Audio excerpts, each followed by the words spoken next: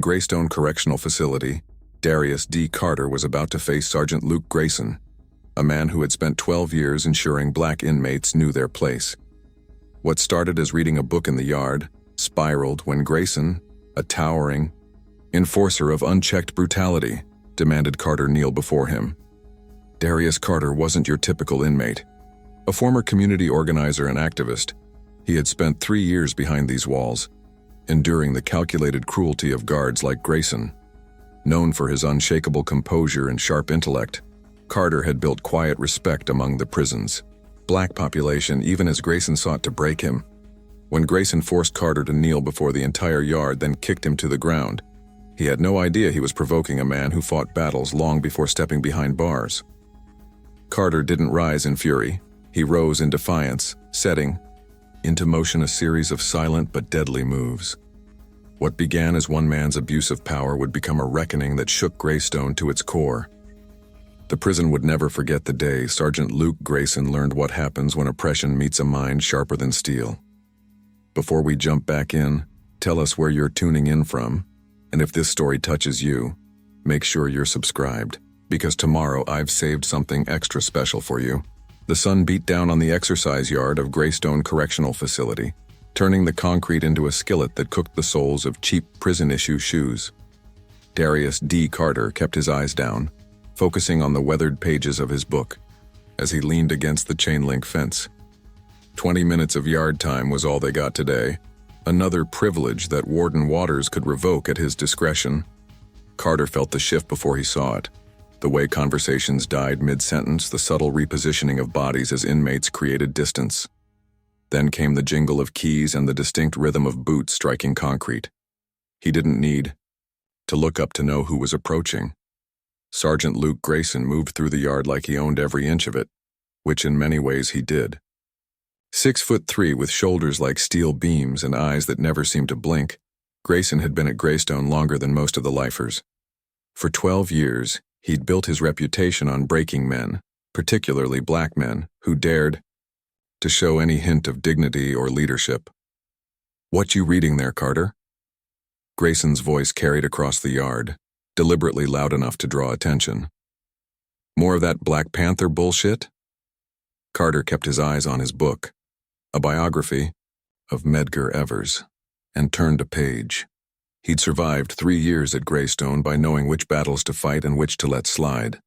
Today felt different, though. The air was charged, Grayson's posture more deliberate than usual. "I'm talking to you, boy." Grayson was closer now, close enough that Carter could smell the wintergreen tobacco that perpetually stained the guard's bottom lip. "Just reading, Sergeant."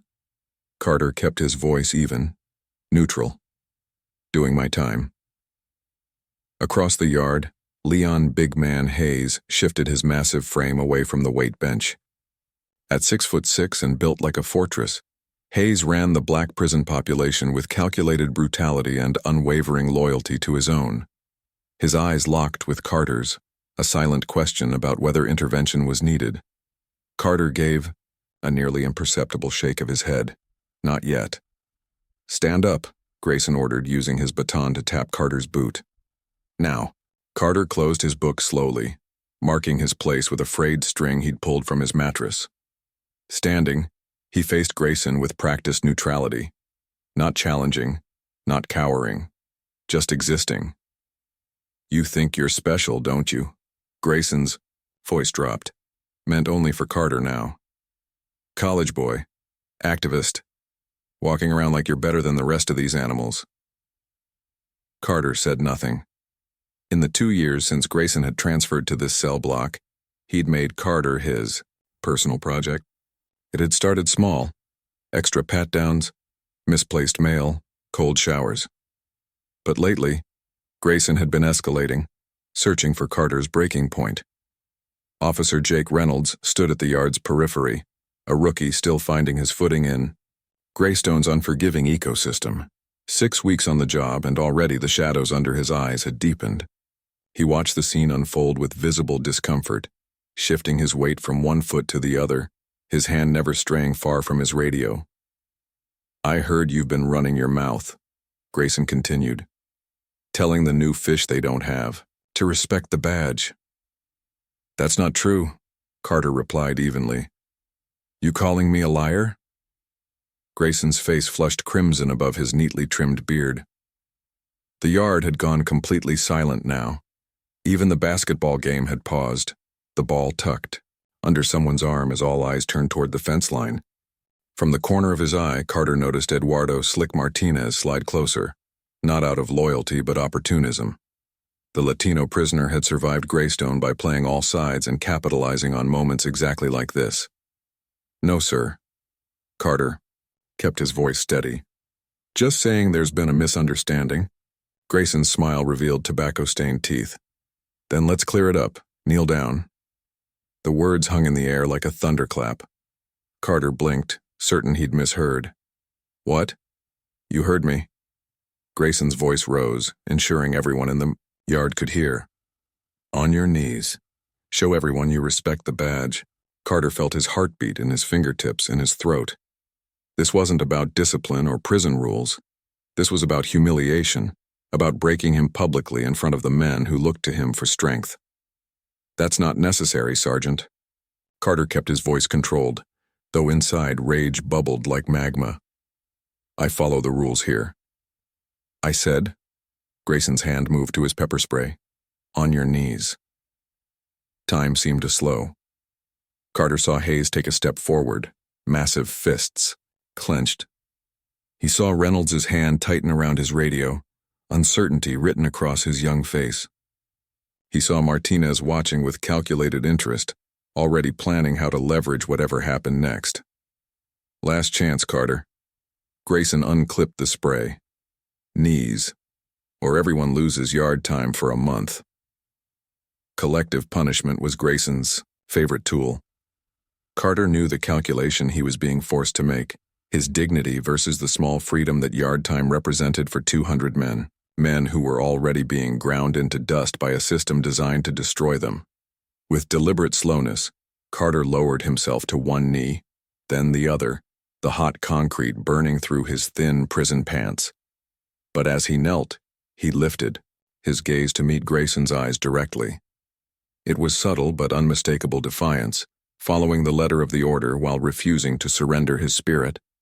Grayson's face twisted into something ugly.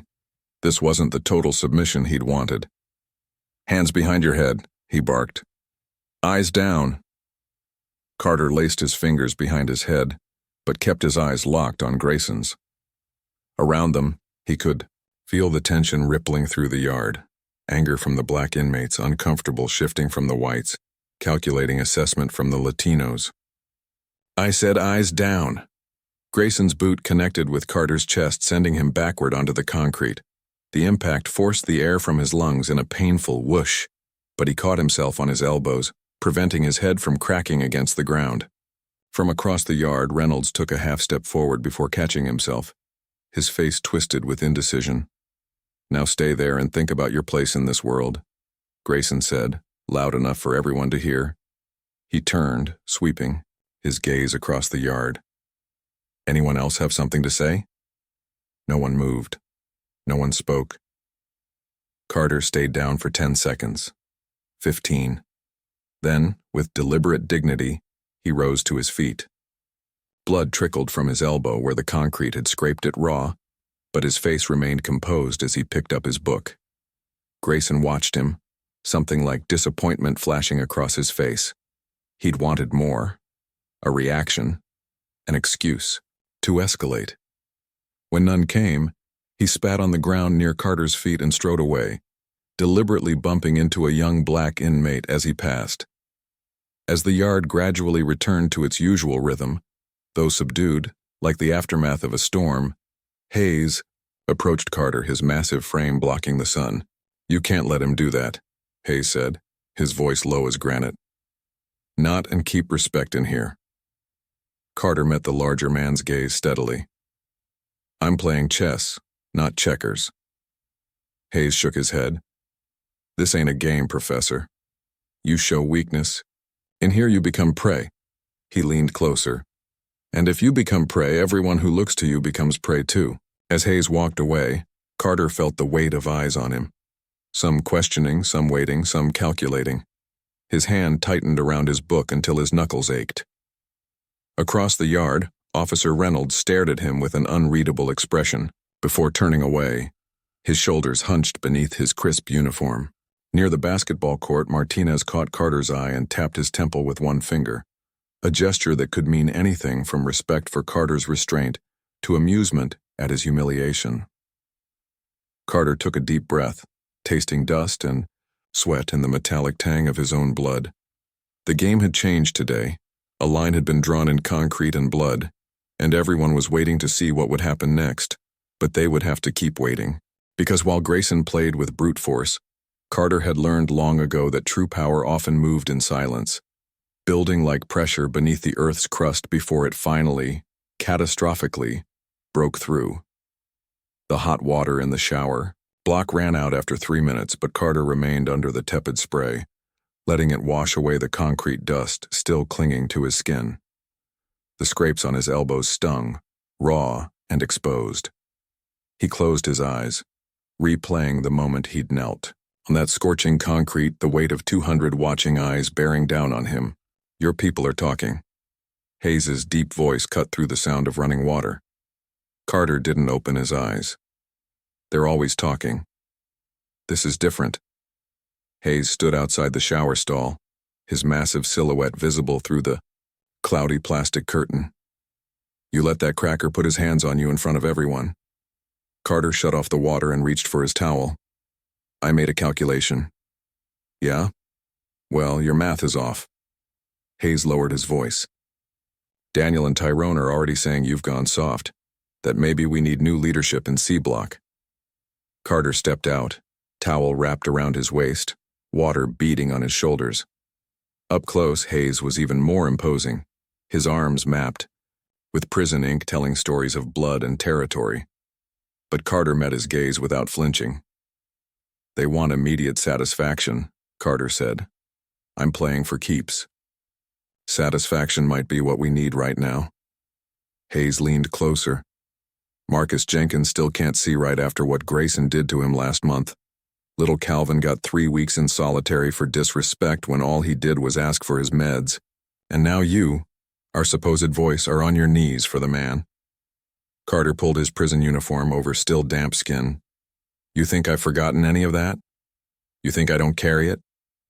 He zipped up slowly, deliberately. "But going after Grayson head-on gets us nowhere. He's protected by the administration. We need him to make a mistake that even they can't ignore.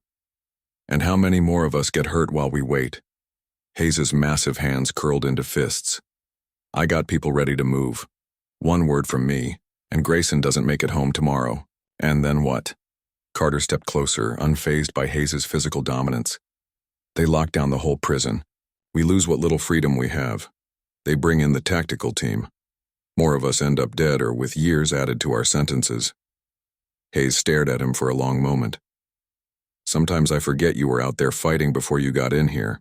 But this ain't one of your protests with clever signs and media coverage. This is survival." "This is exactly what they want," Carter countered. "Black inmates attacking white guards. It feeds the narrative. Gives them excuse to crack down harder." A group of inmates entered the shower block, falling silent when they saw Hayes and Carter in what was clearly a tense conversation. Among them was a young inmate named Deshaun, barely 21, who had looked up to Carter since his first day at Greystone. "You good, D?" Deshaun asked, uncertainty in his voice. Before Carter could answer, Hayes spoke. "Yeah, he's good. Just discussing some leadership matters." The weight behind his words was unmistakable. Carter watched Deshaun's eyes flicker between them, sensing the power struggle happening beneath the surface. "I'm good," he confirmed, forcing confidence into his voice. "Just getting clean." After they left, Hayes leaned in. "You've got 3 days to show some kind of response, or I'm handling this myself. The respect you've built won't protect you forever." As Hayes walked away, Carter exhaled slowly. The confrontation with Grayson had done exactly what it was designed to do: create fractures within the inmate population, forcing Carter to either act rashly or lose standing. He had anticipated this, but the reality was still difficult to Navigate. In the staff locker room, Officer Jake Reynolds stared at his reflection in the small, tarnished mirror inside his locker door. His uniform still looked too new, too pressed compared to the veterans. 6 weeks at Greystone had aged him in ways that didn't show on the outside, yet. First time seeing Grayson in action? Reynolds turned to find Officer Mendez, a 10-year veteran with tired eyes and a permanent coffee stain on his collar. I've seen him be tough before, but that was... Reynolds trailed off, unsure how to categorize what he'd witnessed in the yard. That was Tuesday for Grayson. Mendez shrugged, pulling off his uniform shirt. You'll get used to it. Should I? The question came out before Reynolds could stop it. Mendez paused, shirt half unbuttoned. Listen, kid. I know they fill your head with all that rehabilitation crap in training. Reality check. This is a holding pen, not a healing center. These men are here because society gave up on them, and our job is to make sure they don't kill each other or us while they serve their time. Reynolds nodded automatically, but his mind kept replaying the image of Carter on the concrete. Blood, seeping from his elbow, dignity intact despite Grayson's best efforts to strip it away. That Carter guy, Reynolds began. Don't start sympathizing with inmates, Mendez cut him off sharply. Especially not Carter. Man was a radical before he got caught robbing a place. He's smarter than most, which makes him more dangerous, not less. Reynolds closed his locker. Right. Seriously, stick close to Grayson. He knows this place better than anyone. Been here since they opened the doors. He'll keep you alive. As if summoned by his name, Sergeant Grayson strode into the locker room, energy radiating from him like heat off asphalt. He nodded to both men, a satisfied smile playing at the corners of his mouth. Reynolds, riding with me tomorrow. Morning transport run. It wasn't a request. Yes, sir. Reynolds nodded, stomach tightening at the prospect of hours in a confined space with Grayson. After Grayson disappeared into the shower area, Mendez clapped Reynolds on the shoulder. See? He's bringing you into the fold. Smart move to align yourself with him. Reynolds nodded again, not trusting himself to speak. The memory of Carter's eyes, calm, calculating, unbroken, stayed with him as he gathered his things and headed for the exit. The cafeteria hummed with tense energy that evening, conversations conducted in hushed tones that ceased whenever a guard passed. Carter felt the shift as he entered, eyes following him, assessing, judging. He'd become a litmus test overnight, where inmates stood on the Carter situation to find alliances and rivalries across racial lines. He collected his tray of watery beans and mystery meat, then headed toward his usual table. Halfway there, he realized several seats that would normally be filled with his people were empty. Instead, those men sat with Hayes at a table near the wall, their message clear. Martinez slid into line behind Carter, his perpetual smirk firmly in place. Quite the show today, Professor. Carter didn't respond, moving down the line. I respect a man who knows when to bend, Martinez continued undeterred. But others, they're wondering if you bent or broke. I didn't realize you cared about black inmate politics, Carter finally replied. Martinez chuckled. I care about balance. When things get unstable, business gets complicated. He leaned closer. Hayes is making moves, saying maybe the time for talking is done, that the old ways, your ways, don't work anymore. And you're telling me this out of concern? Information is currency in here, amigo. Consider this a free sample. Martinez selected an apple from the fruit bin. Hayes has been meeting with the Aryan Brotherhood. Interesting timing, no? Carter kept his expression neutral, but internally alarm bells rang. Hayes' meeting with white supremacist gangs could only mean one thing: a temporary alliance to eliminate a common enemy. Grayson. What's your angle, Slick? Martinez's smile never reached his eyes. Chaos is bad for business. Dead guards bring heat. Heat is bad for everyone. He shrugged. Besides, I like you, Professor. You're predictable. Hayes, not so much. Before Carter could respond, Martinez drifted away, his information delivered. Carter continued to his table, where fewer faces greeted him than yesterday. The empty seats spoke volumes. He ate methodically, aware of being watched from all sides. Halfway through the meal, he noticed Grayson enter the cafeteria, surveying his domain with undisguised satisfaction. When his eyes landed on Carter, his smile widened. He made a show of adjusting his belt, then tapped his knee, a crude reenactment of that morning's humiliation. Several inmates noticed the gesture. A few looked down, embarrassed for Carter. Others watched for his reaction. Carter simply held Grayson's gaze for 3 long seconds, then returned to his meal. No reaction. No satisfaction given. Frustrated by the lack of response, Grayson began moving between tables, performing extra thorough checks on black inmates' trays and IDs, making a point to be particularly rough when shoving them aside to examine underneath. His message was clear. This is what happens when you follow Carter's path of non-resistance. By the time Carter finished eating, the divide in the room was palpable. Hayes and his faction watched with barely contained rage as Grayson continued his provocations. Another day of this and something would snap. As Carter stood to leave, Deshawn approached his table, hesitating before speaking. "Some of the younger guys, we're still with you," he said quietly. "But we need to know there's a plan, that you're not just taking it." Carter placed a hand on the younger man's shoulder. "When I was outside organizing, I learned something important. The system wants us to react immediately, emotionally. That's when we make mistakes they can use against us." He looked around the cafeteria, making sure no guards were within earshot. "Tell the others, I haven't forgotten what I fought for out there. I'm still fighting in here, just differently." Deshawn nodded, but uncertainty lingered in his eyes. "Hayes says waiting is weakness." "Hayes has spent 15 years in places like this. It shapes your thinking," Carter replied. "But sometimes the most radical act is patience." As Deshawn walked away, Carter noticed Officer Reynolds watching.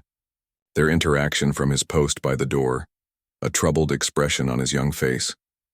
Their eyes met briefly before Reynolds looked away, discomfort evident in his posture.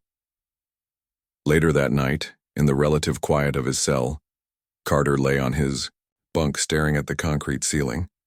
3 cells down, someone played a harmonica softly, an old blues tune that seemed to capture the heaviness settling over C-block.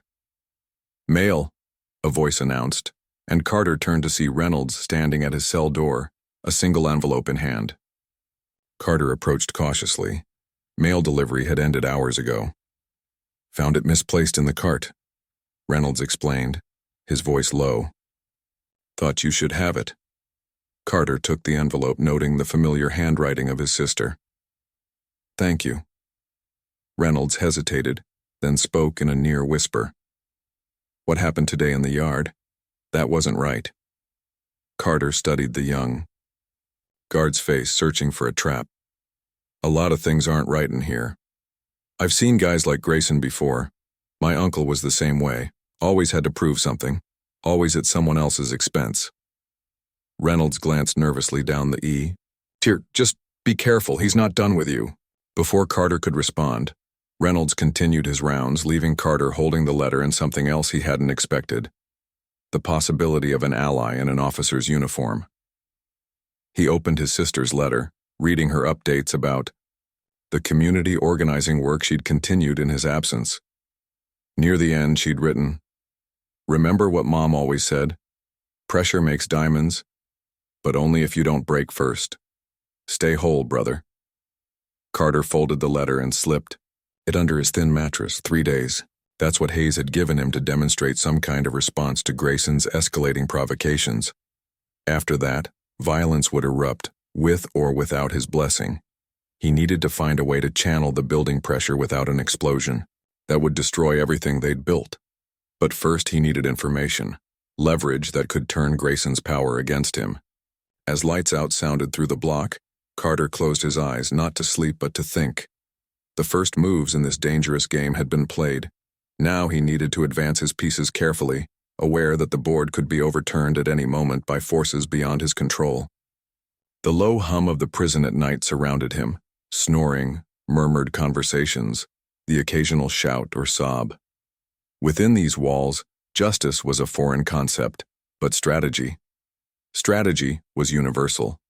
And patience, despite what Hayes believed, could be the deadliest weapon of all.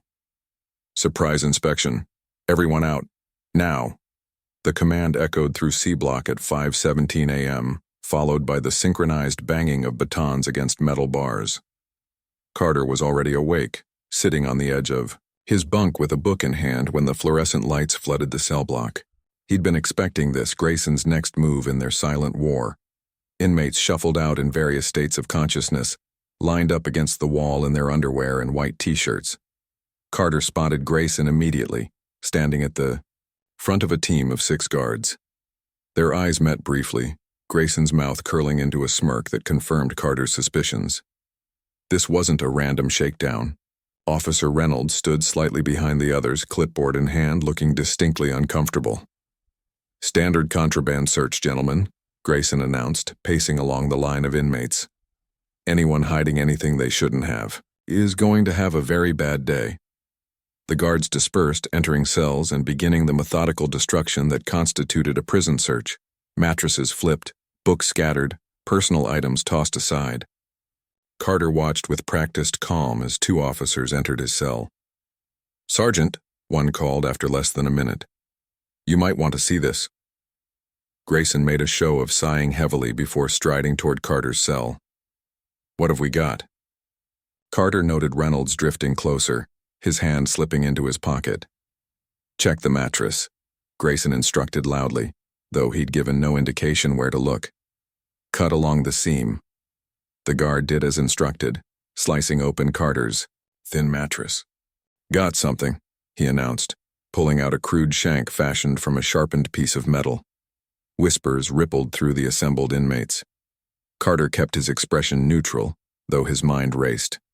The shank was professional, not some desperate creation, but something likely taken from the contraband locker itself.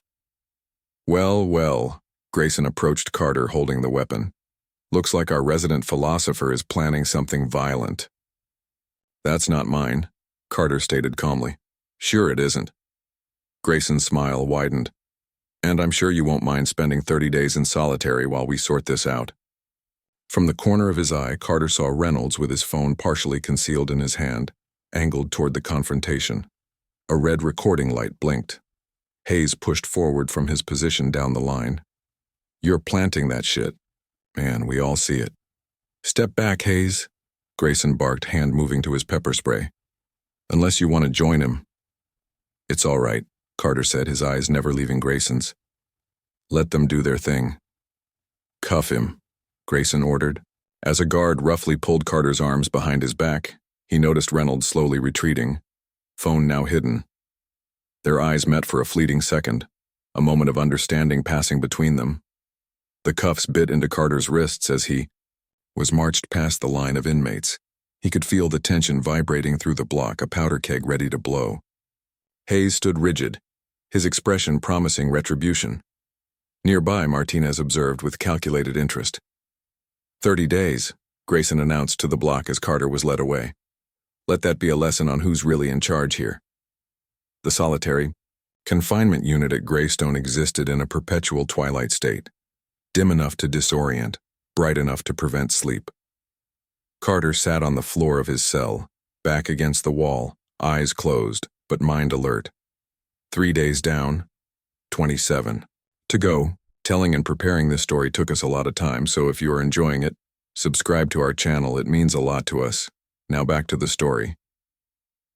The sound of the food slot opening broke the silence. Carter opened his eyes to see a tray being pushed through. "Dinner," a voice muttered. "Reynolds." Carter approached cautiously. The standard solitary meal was there, a sandwich, an apple, and a small carton of milk. But taped to the bottom of the tray was a small object wrapped in tissue. Making sure to block the view from the door's small window, Carter palmed the object and retreated to the back of the cell. Only after Reynolds' footsteps faded did he unwrap it, a tiny USB drive. Carter stared at the small device, understanding immediately what it must contain.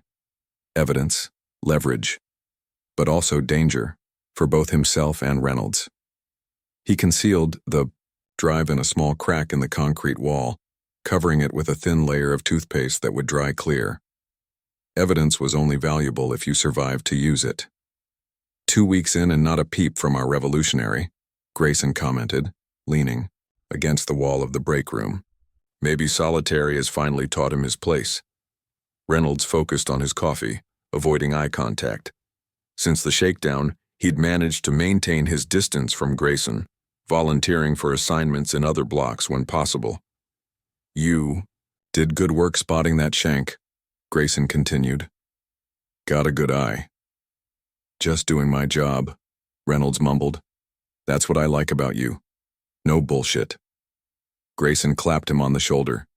Not like some of these other rookies who come in, thinking they're going to save these animals. Reynolds nodded, anxiety pooling in his stomach. The weight of the deleted video on his phone felt like an anchor dragging him down. He'd transferred it to the USB drive and wiped it from his device, but even that felt like an impossible risk. C-Block's been quiet with Carter gone, Grayson continued. Hayes is stepping up, though, throwing his weight around more. Is that bad? Reynolds asked, genuinely curious. Grayson shrugged. Hayes is predictable. All muscle, no strategy. Easier to manage than Carter's quiet rebellion. I've got informants telling me he's planning something, though. Might need to make an example of him, too. The casual way Grayson discussed manipulating and punishing inmates chilled Reynolds. 3 months ago, he'd taken this job thinking it was about maintaining order. Now he saw it was about enforcing a specific kind of power, one that thrived on dehumanization. I should get back, Reynolds said, standing abruptly. Solitary checks. Grayson nodded. Say hello to our professor for me. In C block, Hayes sat on his bunk, a small circle of trusted inmates around him. 2 more weeks and they'll bring him back, a younger inmate named Terrell said. Maybe we should wait. Wait for what? Hayes demanded. For Grayson to set up another one of us? Carter's approach got him thrown in the hole. We need action. Martinez appeared at the cell entrance. Private meeting? Hayes scowled. What do you want, Slick? To offer my services. Martinez stepped inside uninvited. Word is you're planning a response to Grayson's latest move. And why would I tell you anything? Martinez smiled. Because I have something you need.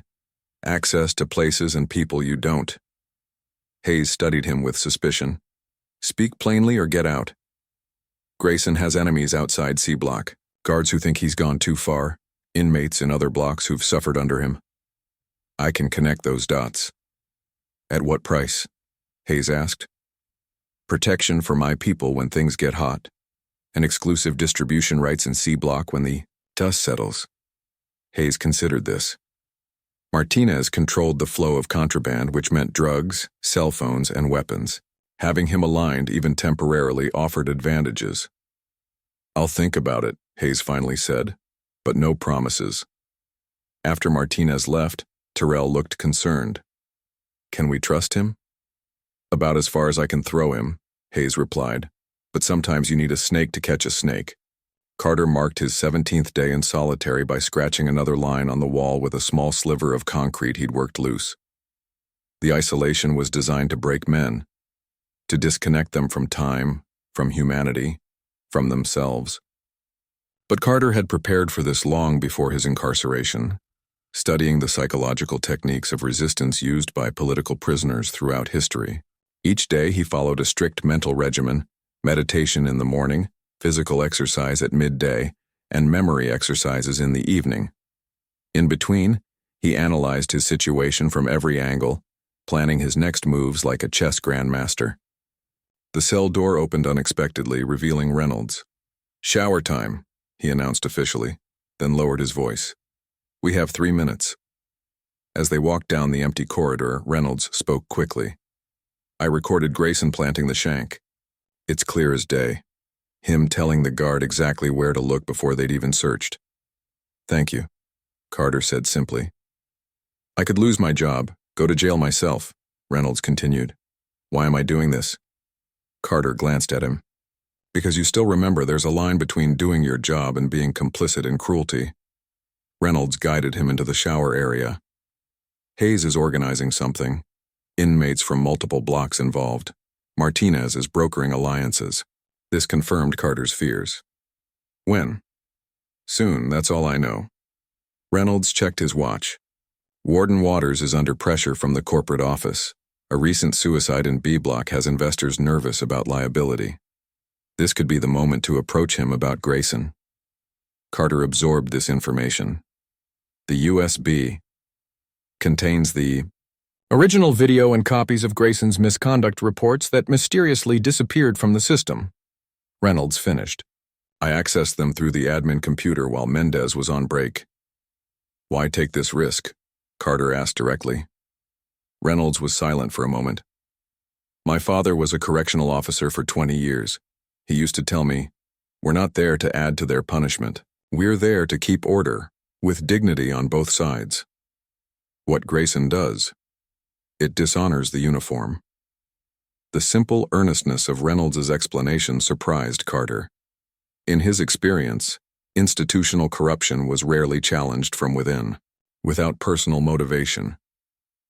I need you to get a message to Hayes, Carter said. Tell him to wait. Tell him I have something that will take Grayson down for good. But it needs time. Reynolds nodded. I'll try, but he's angry and he's got momentum. And one more thing, Carter added. The USB. Keep a backup somewhere.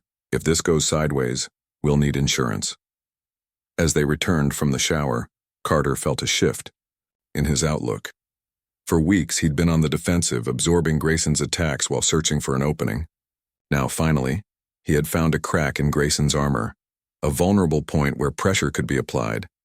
But timing would be everything. Move too soon, and Reynolds would be exposed before the evidence could be properly leveraged. Wait too long, and Hayes might trigger a riot that would destroy any chance of systemic change. Back in his cell, Carter resumed his routine, but with renewed purpose. The isolation that was meant to break him had instead provided the clarity he needed. Grayson's power had always depended on two things: the administration's willful blindness and the inmates' disunity. Now, Carter had the means to challenge both. As darkness fell over the solitary unit, he closed his eyes, not to sleep, but to plan. The chess pieces were in motion. The next move would determine everything. Carter's return to general population came without ceremony. One moment he was in solitary, marking his 30th day by reciting passages from books he'd memorized. The next, a guard he didn't recognize was unlocking his door and escorting him back to C Block. The cell block fell silent as he entered, all eyes tracking his movements. 30 days of isolation had left visible marks. He'd lost weight, his eyes were more sunken, his normally close-cropped hair had grown out unevenly. But he walked with the same measured dignity, shoulders straight, gaze steady. Hayes stood at the second-tier railing, arms crossed over his massive chest, expression unreadable. Several of his lieutenants flanked him, their posture communicating a shift in the power structure during Carter's absence. Deshawn approached first, clasping Carter's hand with genuine relief. Good to see you breathing, man. Good to be breathing, Carter replied, his voice slightly raspy from disuse. Your cell's been kept straight, Deshawn said. We made sure nobody touched your stuff. Carter nodded his thanks, aware that such protection would have required Hayes's approval, despite their differences. As he entered his cell, Carter immediately noticed subtle changes. His books rearranged, his mattress replaced. Signs that in his absence, his space had been searched repeatedly. He began methodically checking his few possessions, a ritual of return. Inspection in 10 minutes, a voice called from down the tier. Reynolds appeared, clipboard in hand, making his way through routine checks. When he reached Carter's cell, he paused. Everything in order? Getting there, Carter replied evenly. Reynolds made a show of checking items on his clipboard. Mail, accumulated while you were away. It'll be distributed at dinner. His eyes flicked meaningfully toward Carter's pillow before he moved on. Carter waited until the tear was relatively quiet before sliding his hand under his pillow. His fingers found a small object wrapped in tissue, identical to what he'd received in solitary. He concealed it quickly, aware that eyes could be watching from anywhere. Footsteps approached, heavier than Reynolds, with the distinctive rhythm of prison-issued boots worn by inmates on work detail. Hayes filled the doorway of the cell, his bulk blocking the view from outside. 30 days, Hayes said. That's what speaking softly gets you in here. Carter sat on his bunk, studying, the larger man. And what would speaking loudly have gotten me, or you? Or anyone who followed that path? Respect. Hayes stepped inside, lowering his voice. Things changed while you were gone. Alliances shifted. I've got people ready in every block, even some of the white boys who hate Grayson more than they hate us. Martinez's handiwork, Carter guessed. Hayes nodded. Slick's useful when interests align. And when they don't? Then he's first against the wall. Hayes's expression hardened. 3 guards ended up in the infirmary last week. Accidents. Messages delivered. Carter absorbed this information, recognizing how close the situation was to exploding. And Grayson? Unbothered. That's why we're ready to escalate. Hayes leaned closer. Reynolds passed your message about waiting, said you had something. That time's up, D. Show me why we shouldn't move tomorrow. Carter weighed his options carefully. Hayes needed to know enough to hold back his forces, but revealing too much could endanger Reynolds and the evidence he'd risked everything to obtain. I have proof, Carter said finally. Grayson planting the shank. Documented evidence of other incidents they've covered up. Enough to force the administration's hand if leveraged correctly. Hayes's expression remained skeptical. And how exactly do we leverage that? You think the warden gives a shit about some dirty guard doing dirty work? Waters cares about one thing, profit. Greystone is a business. Scandals are bad for business. So what's the play? Carter lowered his voice further. I need 3 days to make a copy, secure the original, and find the right pressure point. Hayes studied him for a long moment. 3 days, he finally agreed. Then my way. After Hayes left, Carter carefully examined the USB drive. His future, perhaps everyone's future in C Block, depended on what it contained and how he used it. The prison library was nearly empty when Carter entered during evening recreation period. Only 2 other inmates sat at the worn tables, both absorbed in law books, searching for any procedural errors that might offer a path to freedom. Carter nodded to the inmate librarian, a lifer named Wilson who had transformed himself into a legal scholar during his 20 years inside. Wilson had helped more men with their appeals than the state-appointed attorneys. Welcome back to the land of the living, Wilson said, not looking up from his catalog. Good to be back, Carter replied. Need a computer for legal research. Wilson raised an eyebrow but asked no questions. He simply pointed to a computer in the corner, partially obscured by bookshelves. The ancient machines were monitored, their internet access restricted to legal databases and heavily filtered research sites. But they had USB ports, a necessity for inmates working on their cases. Carter sat at the computer, positioning himself to block the view from the security camera in the ceiling. He inserted the drive with practiced casualness, as though accessing case files. The drive contained 4 video files and a folder of documents. Carter opened the first video, keeping the volume low enough that only he could hear. The footage was clear, despite being shot surreptitiously. It showed Grayson instructing the guard where to look in Carter's mattress before the search had properly begun, then the discovery of the shank exactly where indicated. There was no ambiguity. It was a setup, captured in high definition. The second video showed Grayson with another guard, discussing how certain incident reports needed to disappear before the corporate inspection. The third documented Grayson assaulting an inmate off camera, then dragging him into view, claiming he'd been attacked. The final video made Carter's blood run cold. Grayson and two other guards were talking casually about an inmate suicide from the previous year. Saved us the trouble. Grayson laughed, though hanging's too good for his kind. The document folder contained scans of original incident reports alongside the sanitized versions that were officially filed. Names, dates, witness statements, all carefully edited to protect guards and shift blame to inmates. Carter quickly copied the essential files to a hidden folder on the library's main server, a location only Wilson knew about, where inmates stored legal documents they didn't want mysteriously lost by the administration. As he ejected the drive, Carter felt a presence behind him. Martinez stood there, face arranged in his perpetual half-smile. "Finding anything useful for your case, Professor?" Martinez asked, his eyes flicking to the USB drive now concealed in Carter's palm. "Always researching," Carter replied neutrally. Martinez leaned against the bookshelf. "Interesting times we're living in. Hayes has his soldiers ready. Grayson's getting nervous. Started wearing his stab vest even in the administrative areas." He chuckled. "And you, fresh from the hole with some new friends in low places. Something you need, Slick?" "Just checking the temperature." Martinez's smile never reached his eyes. When a man spends 30 days in the hole and comes out looking confident instead of broken, people notice.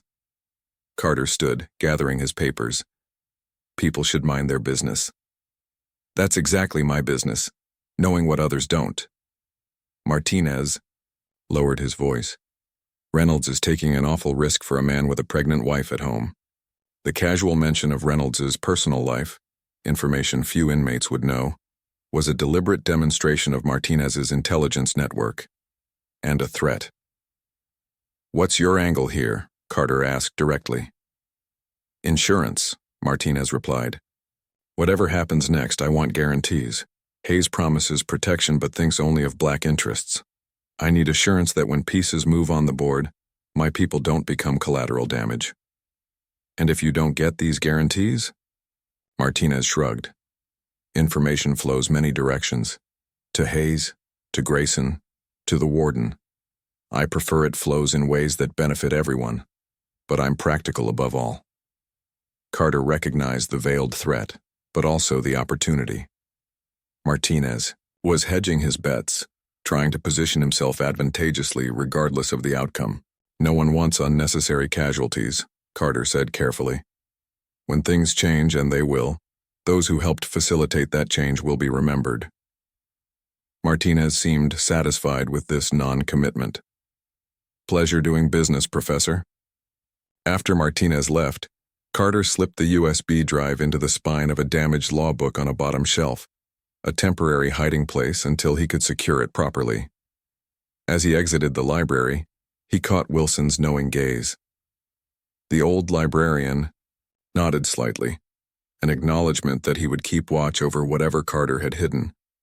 In the yard the next day, Carter observed the new dynamics that had formed during his absence. Hayes had consolidated power, bringing younger inmates more firmly under his control. The white supremacist gangs were unusually subdued, clustered, in tight groups, watchful. Latino inmates moved between factions with careful neutrality, Martinez's influence visible in their strategic positioning. And Grayson was noticeably absent. "He's been switching shifts," Reynolds explained quietly as he passed Carter during his patrol. "Spending more time in A block, less here." "Running scared?" Carter asked. "Maybe, or planning something." Reynolds kept moving, maintaining the appearance of a routine check. Carter made his way to the weight bench where Hayes was finishing a set of reps that would have challenged professional athletes. 3 days, Hayes said as Carter approached, continuing his exercise without breaking rhythm. "One down." "I need access to a phone," Carter replied. "A real one, not the monitored lines." Hayes completed his set before responding. "What for?" "Insurance. And to make sure what we have finds the right audience." Hayes studied him for a moment, then nodded to a young inmate nearby. "Marcus will find you later." As Carter walked away, he caught sight of Grayson entering the yard, flanked by 2 other guards. The sergeant surveyed the area with practiced vigilance before his eyes locked onto Carter. A flash of surprise crossed his face, quickly replaced by his usual contemptuous smile. Carter held his gaze for a 3 count, then deliberately turned, his back, a subtle gesture of dismissal that would resonate with every watching inmate. When he glanced back, Grayson's expression had darkened, his hand unconsciously moving to rest on his baton. The move and counter-move hadn't gone unnoticed. Around the yard, inmates observed the silent exchange, sensing the shifting currents of power. Martinez, playing basketball with a mixed group of inmates, paused mid-game to watch, his calculating eyes missing nothing.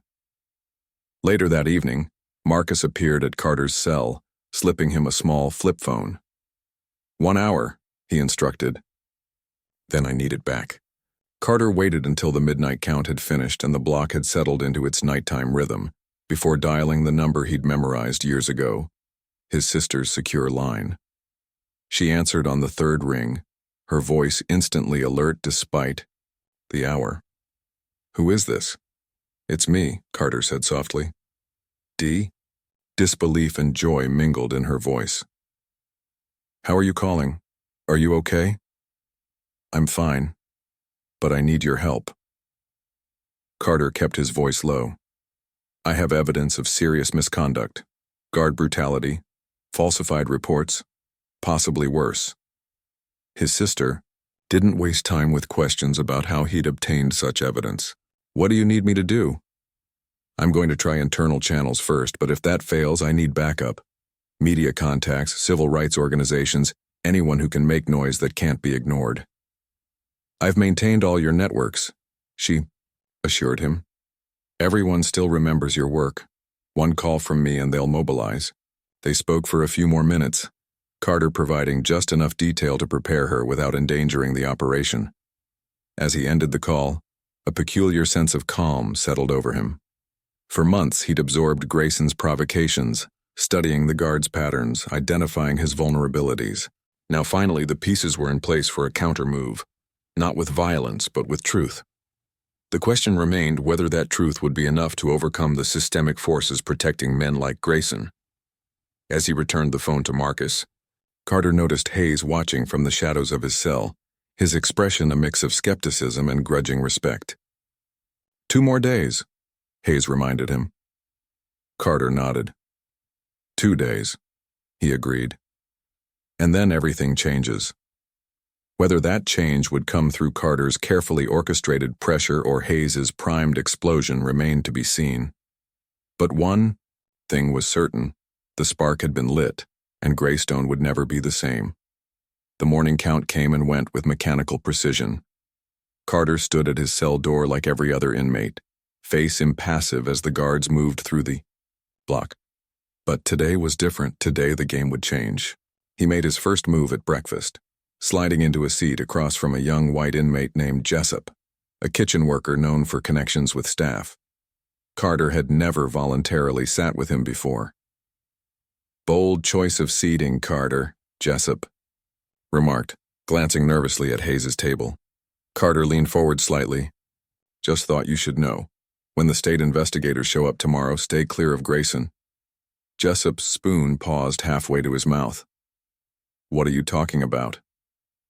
Nothing, Carter replied, already standing. Just looking out.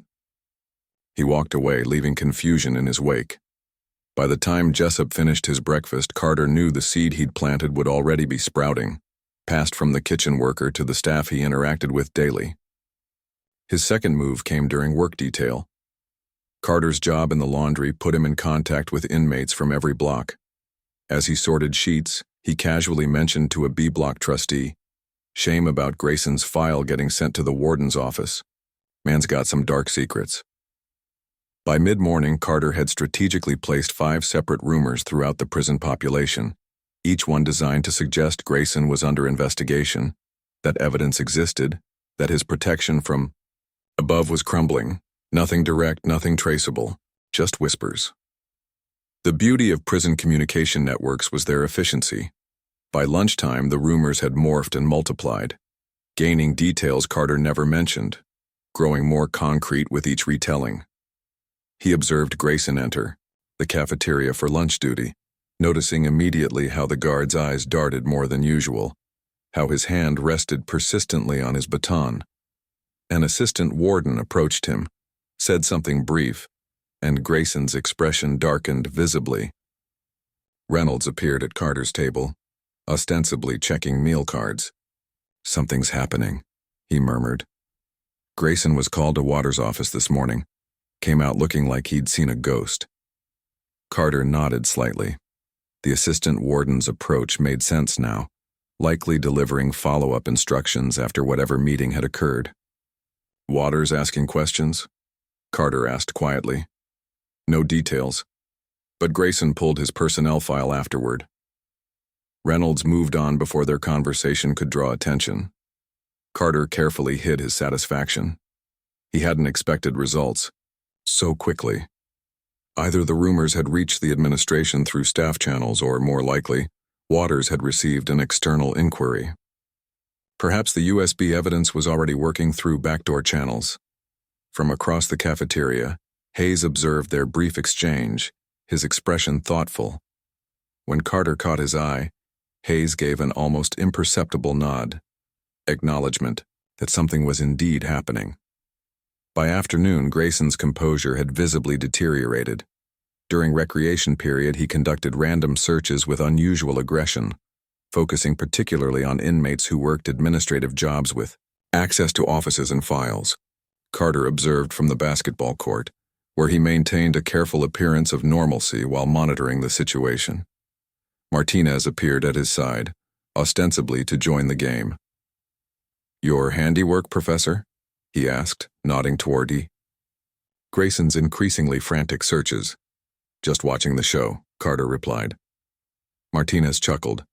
"The kitchen staff are saying state investigators are coming. Maintenance crew heard the warden's secretary making hotel reservations for external auditors, and somehow everyone thinks Grayson is the target. Interesting theories. Theories that have our friend looking over his shoulder every 5 minutes." Martinez sank a perfect three-point shot. "Even more interesting, I heard from my source in administration that no such visitors are scheduled. Yet Grayson just requested next week off. First vacation time he's taken in 3 years. Carter absorbed this information, recognizing its significance. Grayson wasn't just rattled, he was preparing contingencies. "The power of suggestion," Carter murmured. "Indeed." Martinez retrieved the basketball. "Though I'm curious about one thing. How did you get the warden involved so quickly? What makes you think I did?" Martinez smiled. "Because Waters emerged from his office for the first time in weeks. Even walked through A block personally. Man only leaves his sanctuary when something threatens the bottom line." Before Carter could respond, a commotion erupted at the far end of the yard. Grayson had a young inmate pressed against the fence, baton across his throat. "Where is it?" Grayson was shouting. "I know you took something from the office." The inmate, a cleaner assigned to administrative areas, protested his innocence, face reddening under the pressure of the baton. Other guards moved in, looking uncomfortable with Grayson's public loss of control. "Sergeant," one of them said, "maybe we should take this inside." Grayson ignored him, pressing harder. "Who put you up to it? Was it Carter? Hayes?" Reynolds appeared, moving quickly toward the situation. "Sergeant, the deputy warden is on his way to the yard." Those words penetrated Grayson's rage. He released the inmate, who collapsed to his knees, gasping. Grayson straightened his uniform, trying to regain his composure, but the damage was done. Every inmate in the yard had witnessed his breakdown. "Checkmate approaches," Martinez commented before, walking away. Hayes made his way to Carter as the commotion subsided. "Man's coming unglued," he observed. "What did you do?" "Pressure exposes cracks," Carter replied. "Grayson's built his whole identity on control.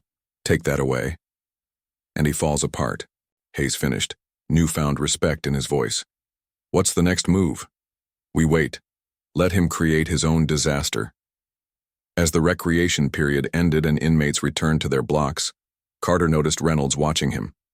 The young officer's expression showed a complex mix of emotions. concern about what they'd set in motion, but also the unmistakable satisfaction of seeing justice begin to unfold. By evening, Grayson had been reassigned from direct inmate supervision to the control room, a development that raced through Greystone's population like wildfire. Temporary assignment, Reynolds informed Carter during dinner distribution. Official reason is staffing needs, but everyone knows it's because of what happened in the yard. Carter accepted his tray. How's he taking it? Not well.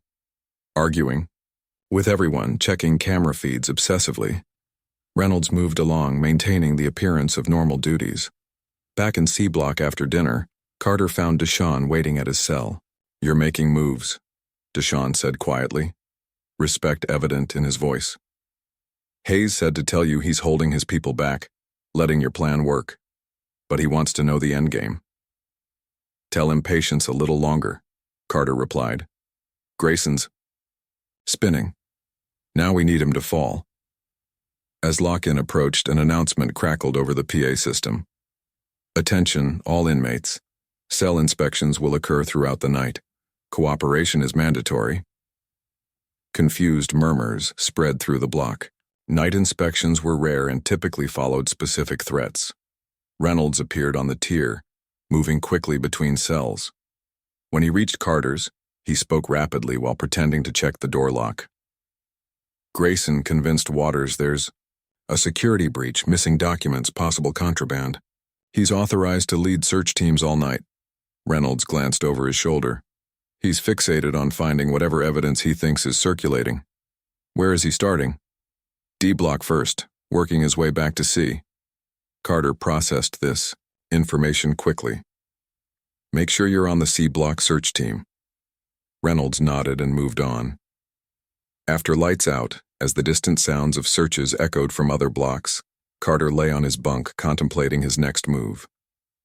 The psychological pressure was working better than anticipated. Grayson was unraveling publicly, making mistakes that even the administration couldn't ignore. But cornered predators were dangerous. Grayson still had power, and he was now actively hunting for the evidence against him. The USB drive was secure in Wilson's library hiding place, but if Grayson's paranoia led him to tear the prison apart, it might be found. Carter needed to accelerate his timeline. The original plan had been to approach Waters directly with the evidence, forcing an administrative response.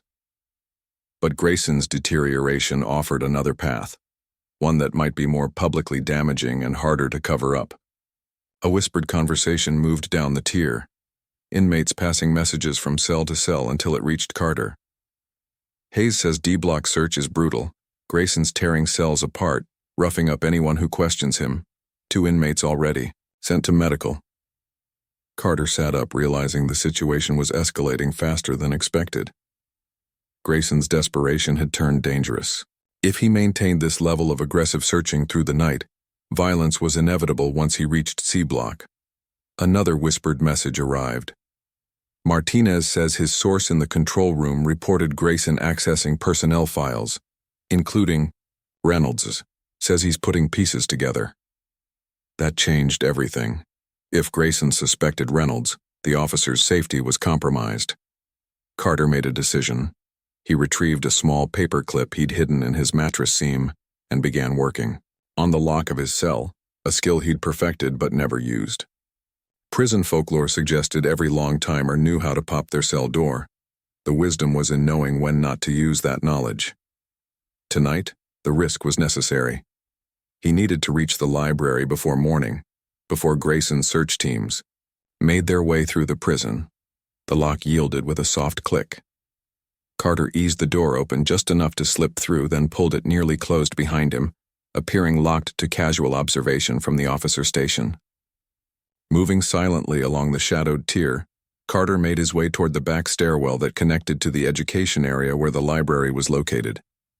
He had 15 minutes at most before the next guard patrol. The library door was locked, but yielded to the same paperclip technique. Inside, darkness was broken only by the dim emergency lights and the blinking power indicators on the ancient computers. Carter moved directly to the damaged law book where he'd hidden the USB drive. It was still there, untouched, but leaving it remained a risk he could no longer take.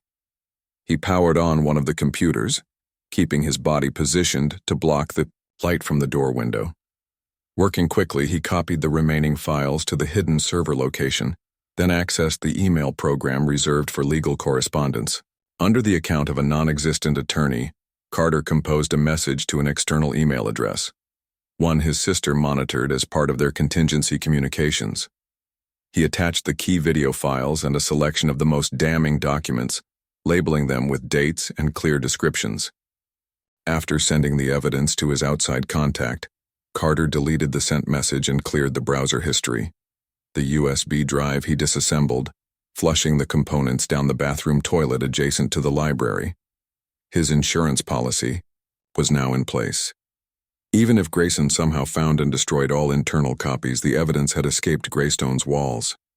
As he made his way back to C Block, moving through the shadows with practiced stealth, Carter felt a shift in the power dynamics. For months, even years, he'd been subject to the arbitrary control of men like Grayson and institutions like Greystone.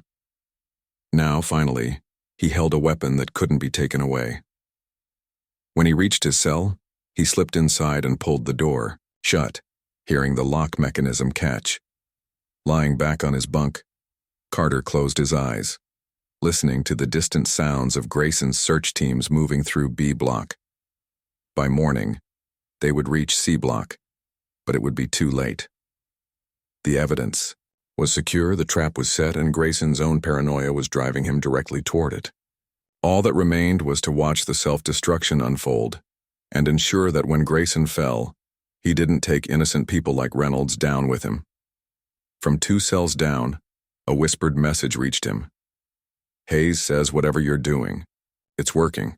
Grayson just put hands on a guard who questioned his search methods. Carter allowed himself a small smile in the darkness. The mind games had succeeded beyond expectation. Now came the end game. Morning arrived with the harsh buzz of Greystone's institutional alarm, pulling inmates from fitful sleep into another day of confinement. Carter rose immediately, sensing the tension in the block before he even stepped to his cell door. The night searches had left a trail of destruction through D and B blocks, and C Block inmates stood ready for their turn, faces grim with anticipation. Reynolds appeared for the morning count, dark circles under his eyes suggesting he'd been part of the all-night search teams. As he passed Carter's cell, he gave an almost imperceptible shake of his head, a warning. Before the count could complete, the block door crashed open. Grayson stormed in with 4 guards flanking him, his uniform rumpled, his face flushed. He hadn't gone home, hadn't slept. The night's fruitless searching had pushed him further toward the edge. "Full search. Everyone out," Grayson bellowed, his voice cracking with fatigue and frustration. Inmates began filing out of their cells, but not with the usual reluctant compliance. There was resistance in their movements, a collective tension that radiated through the block. Hayes caught Carter's eye from across the tier, his expression asking a silent question. "Is this part of the plan?" Carter gave a subtle nod, though truthfully, Grayson's accelerated unraveling exceeded even his expectations. As inmates lined up against the wall, Grayson paced before them like a caged animal. His eyes were bloodshot, his movements jerky. "Someone in this block has property that belongs to me," he announced. "Documents, files, maybe a recording device. If I find out who's been stealing from administration offices, they'll wish they were dead." No one spoke. No one moved. The collective silence seemed to infuriate Grayson further. "Search everything," he ordered his team. "Tear it apart if you have to." As guards moved from cell to cell, emptying mattresses and scattering personal items, Grayson focused his attention on the line of inmates, his gaze fixed on Deshawn, Carter's young ally. "You work detail and administration," Grayson said, moving to stand directly in front of him. "Access to files, computers." "I empty trash cans, sir," Deshawn replied, eyes forward. "That's it. Don't lie to me, boy." Grayson stepped closer. "I know Carter's been running something, and you're his errand dog." Carter tensed, recognizing the dangerous escalation. Reynolds had positioned himself near Deshawn, his expression carefully neutral but his body language alert. "I just do my job, sir," Deshawn repeated. Grayson's hand moved to his baton. "Search him," he ordered one of his guards. "Every inch." The guard hesitated, glancing at the security camera overhead. "Sir, we should move to the search room for—" "I said search him, now." Grayson's shout echoed through the block. As the guard reluctantly approached Deshawn, Reynolds stepped forward. "Sergeant, procedure requires private searches to be conducted." "Shut your mouth, rookie," Grayson snapped. "I know you're in on it too. Been watching you, always around Carter, always whispering." A deadly silence fell over the block. The accusation against Reynolds hung in the air, dangerous for both the guard and the inmate. From the end of the line, Hayes shifted his weight, a subtle movement that nonetheless drew Grayson's attention. "Got something to say, Hayes?" Grayson challenged. "Just thinking it's interesting how quick you are to accuse one of your own," Hayes replied evenly, almost like you're afraid of what he might know. The comment struck with precision. Grayson's face contorted with rage. He crossed to Hayes in 3 quick strides and drove his baton into the big man's stomach. Hayes doubled over but didn't fall. When he straightened, his eyes burned with controlled fury. Carter watched the security camera swivel toward the confrontation, its red recording light blinking steadily. Whatever happened next would be documented. "Sergeant, step back," Reynolds said, his voice firmer now. "This is being recorded." "You think I care about cameras?" Grayson was nearly shouting. "I've run this place for 12 years. Records disappear. Footage gets corrupted. That's how it works." Carter caught Reynolds' eye, giving him a subtle nod toward the watch office where another guard was witnessing the entire scene through the glass partition. Reynolds understood immediately. "Sir, Officer Mitchell is watching from the booth, along with the duty lieutenant." Grayson glanced toward the office, momentarily distracted by this new consideration.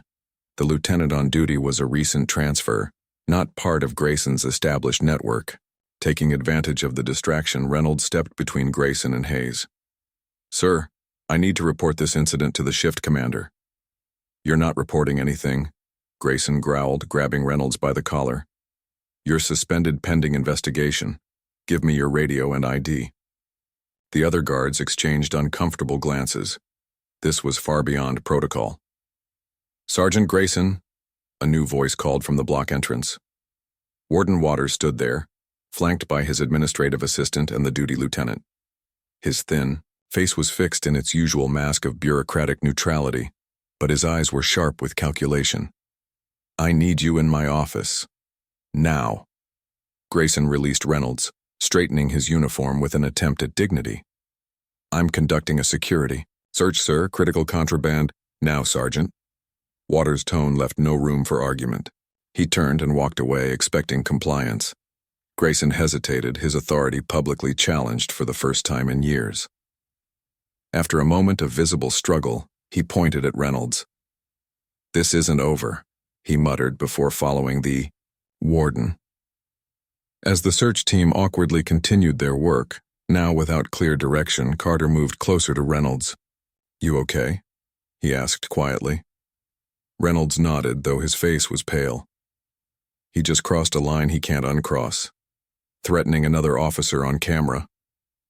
He adjusted his collar where Grayson had grabbed him. "Waters will have to act now." "Unless the footage disappears," Carter reminded him. "It won't."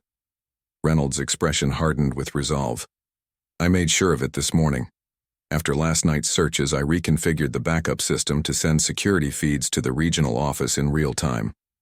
Carter raised an eyebrow, impressed by Reynolds' initiative. "Taking quite a risk." "Not compared to what you've been doing," Reynolds replied.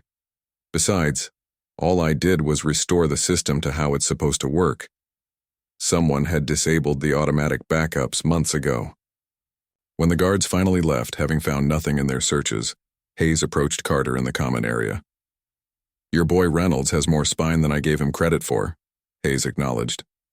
"He's not my boy," Carter corrected. "He's just someone who remembers what justice is supposed to look like." Hayes snorted. "Justice in Greystone. That's a first." He lowered his voice. But I have to admit, watching Grayson self-destruct without landing a single punch, there's something satisfying about that. It's not over, Carter cautioned. Grayson's desperate now. Waters may try to protect him still. My people are ready, Hayes assured him. But I'm starting to think we might not need them after all. He gave Carter a respectful nod before walking away. By lunchtime, word had spread throughout Greystone about Grayson's meltdown in C Block. The normally rigid social boundaries in the cafeteria seemed more fluid as inmates from different blocks exchanged information, united by the common enemy, who had tormented them for years. Carter sat with his usual group, now expanded to include some who had distanced themselves after the yard incident. Deshawn placed his tray across from Carter, a bandage visible on his forearm. What happened? Carter asked, nodding toward the injury. One of Grayson's boys got rough during the search, Deshawn shrugged. Worth it to see that psycho finally lose it. Martinez appeared, sliding onto the bench beside Carter with his usual calculated casualness. Quite the morning performance, he remarked. My sources tell me the warden is on the phone with corporate headquarters as we speak. Carter continued eating, neither confirming nor denying his role in the events. Grayson's been restricted to the administrative building, Martinez continued, undeterred by Carter's silence. No direct inmate contact. The official line is routine reassignment during investigation, but everyone knows. Investigation into what? Deshawn asked. Martinez smiled. That's the interesting part. The investigation was opened before today's incident. Something about missing files and irregular record keeping. He glanced at Carter. Almost like someone was building a case behind the scenes. Before Carter could respond, Reynolds entered the cafeteria with the lunch duty team. The room quieted momentarily as inmates assessed whether Grayson's accusations would affect how other guards treated Reynolds. But the officer moved through, his duties normally, though with a new vigilance in his posture.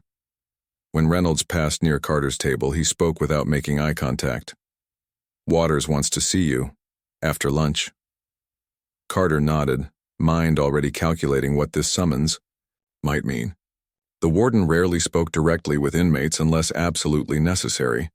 That he wanted to see Carter now, amid Grayson's unraveling, suggested the connections were becoming clear. The warden's office occupied the best real estate in Greystone, a corner suite with actual windows overlooking the prison yard. Waters sat behind a polished desk, his thin frame nearly lost in his oversized leather chair. At 57, he looked 10 years older, his face etched with the compromises and calculations of a career spent balancing profit margins against minimum standards of human dignity. Carter was escorted in by an administrative lieutenant he recognized but had never directly interacted with. No cuffs, no extra security, a telling detail. Mr. Carter, Waters greeted him with cool professionalism. Please sit. Carter sat in the visitor's chair, maintaining the calm demeanor that had become his signature. I'll be direct, Waters continued, folding his hands on the desk. Sergeant Grayson has made some concerning allegations about activities in C Block, specifically about you orchestrating some kind of information campaign against him. Carter said nothing, waiting. Normally, I wouldn't entertain such claims, Waters continued, but given recent events and certain materials that have come to my attention, I find myself in a difficult position. What position is that, sir? Carter asked. Waters studied him for a moment. Greystone is a business, Mr. Carter. A private enterprise contracted to provide a service. Disruptions to that service affect our bottom line. Negative publicity affects our contracts. I understand business, Carter replied evenly. I believe you do. Waters leaned forward slightly. Which is why I'm wondering if we might find a mutually beneficial resolution to the current situation. What situation would that be? Waters sighed. Don't waste my time with pretense, Mr. Carter. We both know there are videos, documents, evidence of procedural violations that, taken out of context, could be problematic for this institution. I'm just an inmate serving my time, Carter responded. Following the rules. And if those materials were to find their way to certain external parties, advocacy groups, media outlets? Waters pressed. Carter met his gaze directly. That would be unfortunate for Greystone's business model. A tense silence stretched between them before Waters nodded almost respectfully. What do you want, Carter? Early parole recommendation? Transfer to minimum security? I want Grayson gone, Carter replied without hesitation. Not reassigned. Not suspended. Gone. He's been here 12 years, Waters countered. Has a perfect employment record. We both know that's because the records have been sanitized, Carter said. The real records tell a different story.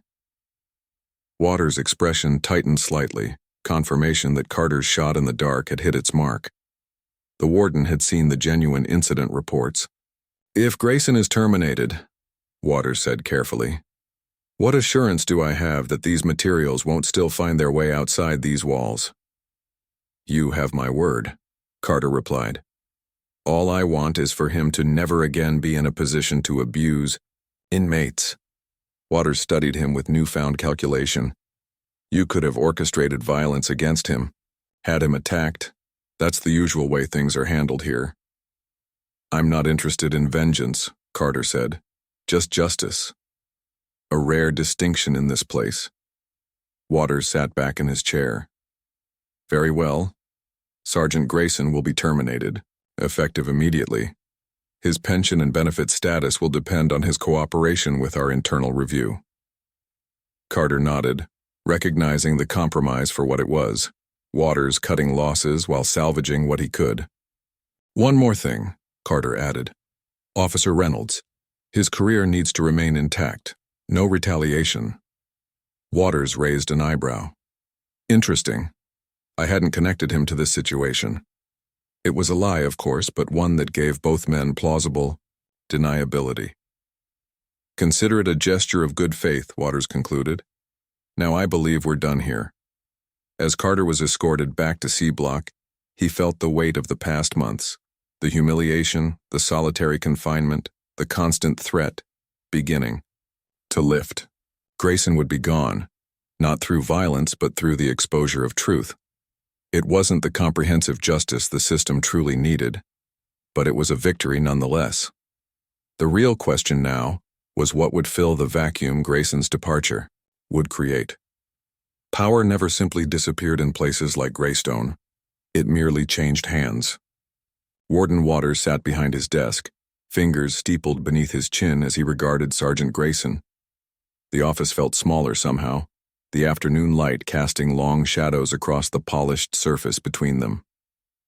12 years, Waters said, finally. That's how long you've worked at Greystone. Grayson shifted in his seat, confusion evident on his face. He'd been summoned immediately after his confrontation in C Block, expecting a strategy session on handling the situation.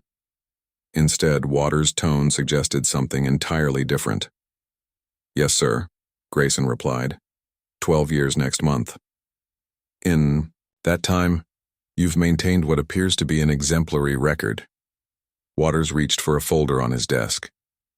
No formal reprimands, consistent performance evaluations, regular promotions. I do my job, sir. Your job. Waters opened the folder. And what exactly would you say that job entails, Sergeant? Grayson straightened his uniform, pride momentarily overriding his exhaustion. Maintaining order. Ensuring safety. Keeping these animals in line so they don't kill each other or my officers. Waters nodded, as if Grayson had confirmed something important. That's what I thought you'd say. He extracted a document from the folder and slid it across the desk. Do you recognize this? Grayson glanced down, his expression freezing as he recognized his own handwriting on an incident report, one he'd personally ensured was buried after beating an inmate unconscious 3 years prior. Where did you get this? Grayson's voice had lost its usual authority. That's not the question you should be asking. Waters removed another document. Or this one? From last year's accidental drowning in the shower? Or perhaps these disciplinary reports that somehow never made it? Into the system. A stack of papers grew between them, physical evidence of years of systematic abuse and cover-ups. Those were handled internally, Grayson protested, color draining from his face. You approved. I approved maintaining order. Waters cut him off sharply. I approved necessary force. I did not approve this. He tapped a final document, a medical report detailing injuries inconsistent with an inmate's fall downstairs. Grayson's confusion gave way to dawning comprehension. This is Carter's doing. He's manipulating you, turning you against me. Carter has certainly been busy, Waters acknowledged, but he didn't forge your signature on these reports. He didn't create the video of you planting contraband in his cell. Video? Grayson's voice rose. What video? Waters pressed a button on his desk phone. Janice, please send in Mr. Hoffman. The door opened, admitting a thin man in an expensive suit carrying a leather portfolio. Grayson recognized him immediately. Greystone's corporate attorney. Sergeant Grayson. Hoffman nodded curtly before addressing Waters. The board has reviewed the materials. Their position remains unchanged. What is this? Grayson demanded, standing abruptly. What materials? What position? Sit down, Sergeant, Waters ordered. When Grayson complied, the warden continued. Mr. Hoffman represents Pinnacle Corrections, our parent company. They've reviewed evidence of your conduct that was anonymously submitted to their ethics compliance office. Anonymous, Grayson began, but Waters raised a hand to silence him. The evidence includes video recordings of multiple incidents, including this morning's assault on Officer Reynolds and inmate Hayes. It includes documentation of falsified reports and witness statements from both inmates and staff. Hoffman opened his portfolio. Pinnacle Corrections cannot be associated with such conduct, especially once it becomes public. The liability exposure alone. Public? Grayson interrupted. None of this is public. Not yet, Hoffman replied coldly. But we have reason to believe media outlets have received copies of some materials. Grayson's world tilted beneath him. Everything he'd built, the kingdom he'd ruled for 12 years, was collapsing in minutes. You're terminating me, he stated flatly, the fight draining from his voice. Effective immediately, Waters confirmed. Mr. Hoffman has prepared severance papers that include a non-disclosure agreement and waiver of legal claims. In exchange, Pinnacle will not pursue criminal charges for the documented misconduct. Grayson stared at the papers Hoffman pushed toward him, the legal language swimming before his eyes. And if I don't sign? Then we notify law enforcement and provide them with all evidence, Hoffman stated. I should note that the statute of limitations has not expired on several of the more serious incidents. The unspoken message was clear: sign and walk away, or face potential criminal charges. Grayson's hand shook slightly as he reached for the pen Hoffman offered. 12 years of power, erased with a signature. But as the pen touched paper, something in him snapped. His hand froze. Carter? He whispered. This is all because of Carter. This meeting is concluded, Sergeant. Mr. Grayson. Waters corrected. Himself. Security will escort you to clean out your locker and exit the facility. Grayson's vision blurred, rage building like a physical presence in his chest. He doesn't get to win, he growled, rising again. Not like this. Sit down and finish signing, Hoffman instructed. Don't make this worse for yourself. But Grayson was already moving toward the door, ignoring their calls to stop. In the administrative hallway, he encountered 2 security officers waiting to escort him. Sergeant? One questioned, noting his expression. Emergency situation in C block, Grayson barked automatically. Come with me. The guards hesitated, confused by the command, but conditioned to respond to his authority. It was enough time for Grayson to stride past them, badge still active enough to beep him through the secure door leading to the main facility. Behind him, Waters emerged from his office. Stop him. Revoke his access immediately. But Grayson was already moving through the corridors with singular purpose, muscle memory guiding him along the fastest route to C block. Years of pushing others around had built an aura of authority that still parted inmates and staff before him, despite his disheveled appearance. He reached the C-block entrance just as an alarm began blaring through the facility, Waters initiating lockdown procedures. The guard at the station looked up in surprise. "Sergeant, there's an alarm." "Override code 1447, Grayson snapped, quoting the emergency access protocol. "Possible hostage situation." The guard hesitated only briefly before unlocking the block doors. Grayson pushed through, entering the cell block just as inmates were being ordered back to their cells for lockdown. His eyes scanned the chaotic movement, searching for one face. He spotted Carter on the second tier, calmly walking toward his cell while others rushed around him. Grayson took the stairs two at a time, hand instinctively reaching for his baton before remembering it had been collected during his meeting with Waters. No matter. His fists had served him well enough before he'd earned the title of sergeant. Carter saw him coming. Instead of retreating into his cell, he stood his ground, watching Grayson's approach with that same infuriating calmness that had always felt like a challenge. "You ruined me," Grayson spat, closing the distance between them. "Everything I built." "You ruined yourself," Carter replied evenly. "I just made sure people saw it." Around them, inmates paused in their lockdown compliance, sensing the confrontation building. Despite the alarms, no other guards had yet reached the block to intercept Grayson. "You think you've won?" Grayson's voice rose over the alarms. "You think anything changes? There'll be another me tomorrow. There's always another me." "Maybe," Carter acknowledged, "but it won't be you."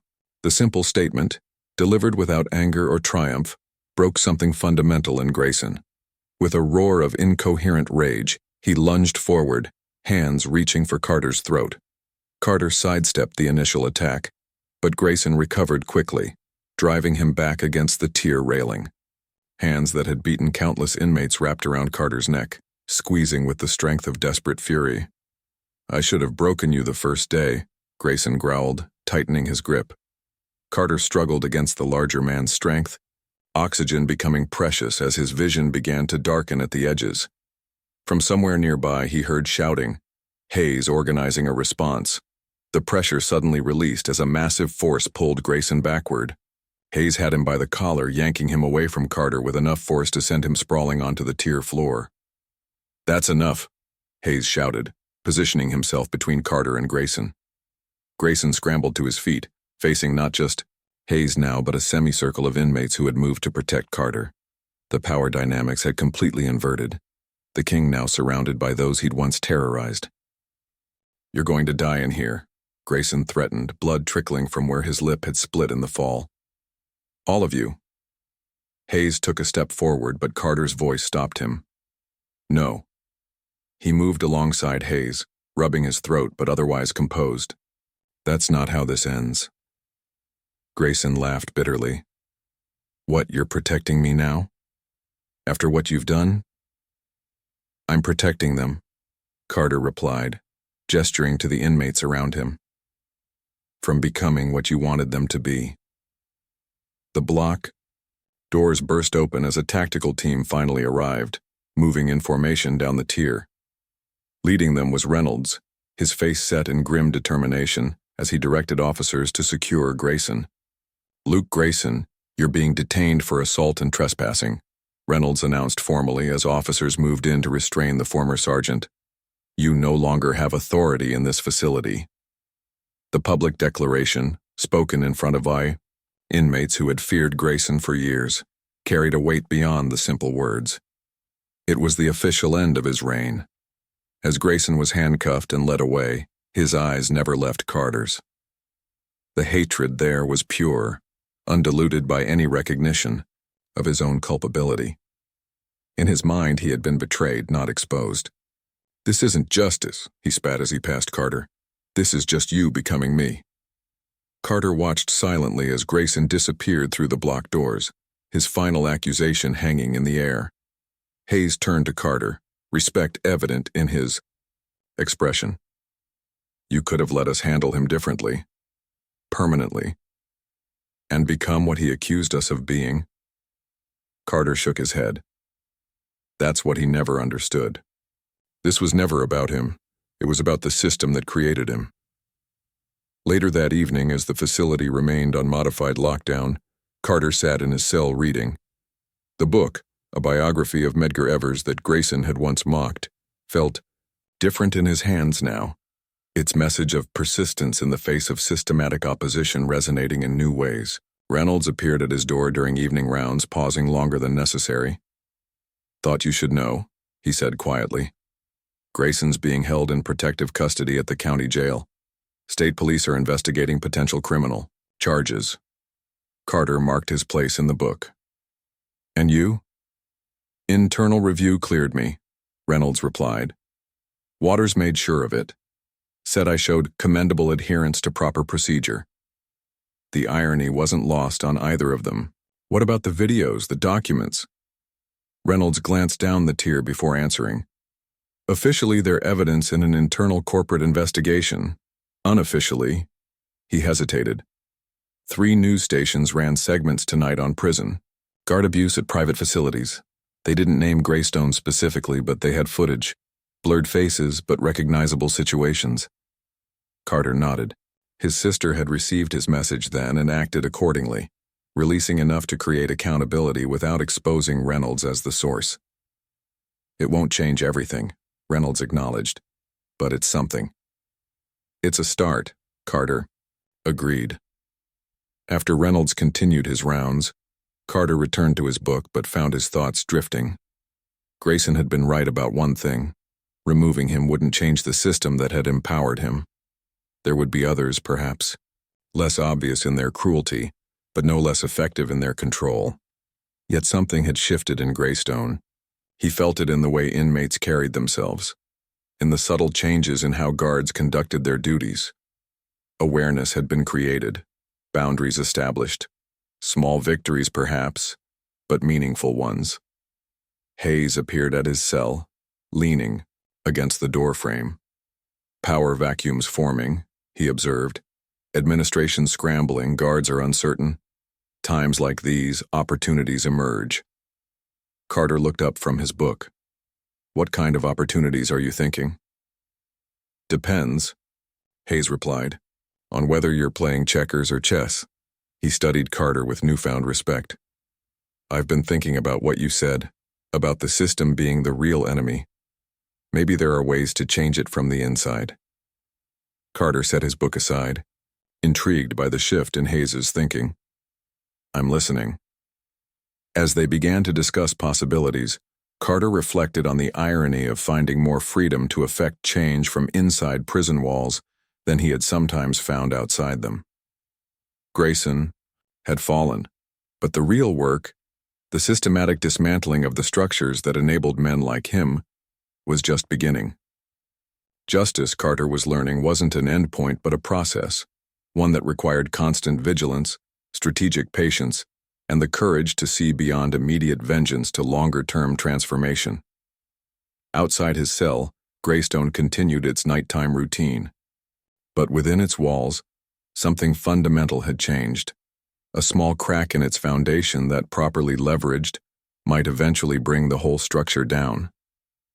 3 weeks after Grayson's removal, Greystone settled into a new rhythm. The administrative upheaval had created temporary spaces of freedom within the usual rigid structure, but those spaces were gradually contracting as order reasserted itself. Carter sat in the yard watching a basketball game while the autumn sun cast long shadows across the concrete. Things looked normal to the casual observer, inmates exercising, playing cards, talking in small groups, but subtle differences marked the post-Grayson landscape. Guards were more careful now, aware that someone might be watching. Inmates moved with slightly less fear, even as they remained vigilant. Invisible boundaries had shifted, an unspoken recalibration of power that everyone felt but few acknowledged, directly. "Morning, Carter." The voice belonged to Sergeant William Foster, Grayson's replacement. He stood with hands clasped behind his back, mirrored sunglasses reflecting Carter's own image back at him. At 42, Foster had transferred from another Pinnacle Corrections Facility in Arizona with glowing recommendations. His first 3 weeks had been a study in controlled authority. No outbursts like Grayson, but an iron efficiency that some inmates found even more unnerving. "Sergeant," Carter acknowledged with a nod. "Reading anything interesting lately?" Foster asked, his tone casual but pointed. Carter held up his current book, A History of Labor Movements. "Always." Unionization, collective action. Foster's mouth quirked slightly. "Relevant interests." The implication wasn't lost on Carter. Foster had been watching, assessing the power structures among inmates, identifying leaders and influences. Unlike Grayson's blunt force approach, Foster operated with precision. "Just studying history," Carter replied evenly. "History has a way of repeating itself," Foster observed before continuing his rounds. As he walked away, Hayes approached. From the wait area, his massive frame casting a shadow over Carter. "New boss, same as the old boss," Hayes commented, watching Foster interact with other guards. "Just smarter about it." Carter nodded. "He's not making Grayson's mistakes. No public beatdowns, no racial slurs where cameras might catch them." Hayes sat beside Carter on the bench. "But 3 of my guys have been cited for violations that didn't exist before. Subtle stuff. Harder to fight." In the weeks since Grayson's departure, Hayes and Carter had developed an alliance that surprised many. The intellectual and the enforcer, finding common ground in their understanding of Greystone's power dynamics. "What's the word from B Block?" Carter asked. "Foster's building his network, identifying guards who will follow his lead, isolating the ones who might cause problems." Hayes lowered his voice. "Reynolds is on his list." Carter wasn't surprised. Reynolds had emerged from the Grayson situation officially cleared but informally marked. The administration might have protected him from immediate retaliation, but his career trajectory had fundamentally changed. "He's being careful," Carter noted. "Foster, I mean. Learning from Grayson's mistakes." "That makes him more dangerous, not less," Hayes replied. "A smart oppressor is worse than a stupid one." Before Carter could respond, Martinez approached. His timing impeccable as always. "Gentlemen," he greeted them with his perpetual half-smile. "Discussing our new head of security?" Neither man replied, but Martinez continued undeterred. "Foster's interesting. His last facility had the lowest reported incident rate in the Pinnacle system." Martinez sat on the bench uninvited. "Emphasis on reported. Word is he's masterful at handling problems without paperwork." "You've been busy," Carter observed. "Information remains valuable currency." Martinez glanced toward where Foster was speaking with another guard. "Especially now. New hierarchies forming. New opportunities emerging." Hayes scoffed. "You mean new ways to play both sides?" "I prefer to think of it as maintaining balance," Martinez corrected smoothly. "Speaking of which, Waters is on his way out." This caught both men's attention. "What do you mean?" Carter asked. "Not immediately, but my source in administration says he's being promoted to Pinnacle's regional office within 6 months. Corporate way of extracting him without admitting fault for the Grayson situation." Carter processed this information, recognizing its significance. Waters had been a known quantity, corrupt but predictable, committed to avoiding scandal rather than addressing problems. His replacement would reshape Greystone's power structure yet again. "Who's taking his place?" Hayes asked. Martinez shrugged. "Not announced yet, but Foster's name is in the conversation." The implication hung in the air. Grayson's replacement potentially becoming not just a sergeant, but the warden, with institutional power to match his tactical control. "Corporate's cleanup operation," Carter murmured. "Replace the visible problems, maintain the system." "Always the philosopher," Martinez remarked, standing to leave. "While you're contemplating systems, remember that people still need more practical things. My supply chains remain open if your people have needs." After he departed, Hayes turned to Carter. "He's hedging his bets, maintaining connections with Foster while keeping channels open with us." "Smart survival strategy," Carter acknowledged. "The question is whether we're actually surviving or just delaying the inevitable." Hayes nodded toward the guard tower. They've added 2 new cameras since Grayson left. Better angles, fewer blind spots. They're learning. Carter had noticed the same changes, the system adapting, evolving in response to the pressure he'd applied. For every vulnerability exposed, new defenses emerged. We need to learn faster, he said simply. In the staff locker room, Reynolds sat on a bench, staring at the letter in his hands. His resignation, typed and signed, waiting only to be delivered to human resources. 3 weeks of subtle marginalization had taken their toll, scheduled for the least desirable shifts paired with guards loyal to Foster, subjected to excessive scrutiny during shift reviews. The message had been clear without ever being stated directly. Made your decision? Reynolds looked up to find Officer Mendez watching him from across the room. Yeah, Reynolds confirmed, folding the letter and placing it in his pocket. Time to move on. Mendez closed his locker and sat opposite Reynolds. You did what you thought was right. Not many have that courage. Did I? Reynolds questioned. Grayson's gone, but Foster's just a more polished version of the same thing. Nothing really changed. Things changed for some people, Mendez countered. The inmates Grayson targeted specifically, the guards who were becoming like him. You showed there's another way to be an officer here. Reynolds appreciated the sentiment, but the reality remained stark. For how long, though? The system's already adjusting. 2 more guards transferred in this week, both ex-military, both with disciplinary records at other facilities. Foster's building his team. Mendez had no counter-argument for this observation. The changes were visible to anyone paying attention. What will you do? He asked instead. Reynolds had been considering this question for days. My brother-in-law works for the Justice Department, Civil Rights Division, says they're looking at private prison oversight. Might need people with first-hand experience. Mendez raised an eyebrow. Going from inside to outside, brave move. Or a foolish one, Reynolds acknowledged. But I can't stay here and watch it all repeat with different players. As they headed for the exit, Reynolds caught sight of Foster in the administrative hallway, deep in conversation with Warden Waters.